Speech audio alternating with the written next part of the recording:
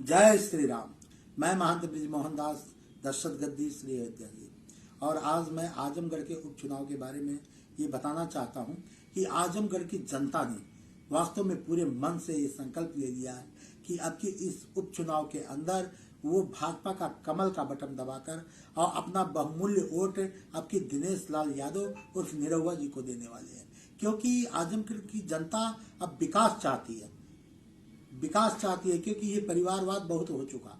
अब आजमगढ़ की जनता ये चाहती है कि यहाँ आजमगढ़ में विकास हो, जैसा विकास बनारस में हो रहा है, अयोध्या में हो रहा है, गोरखपुर में हो रहा है, उत्तर प्रदेश के कई शहरों में हो रहा है, उसी तरह का विकास आजमगढ़ की जनता चाह रही है। इसलिए पूरे आजमगढ़ की जनता ने, मैं लगातार 5-6 दिन आजमगढ़ के अंदर प्रचार किया दिनेश लाल यादव जी, निरहू जी के साथ में।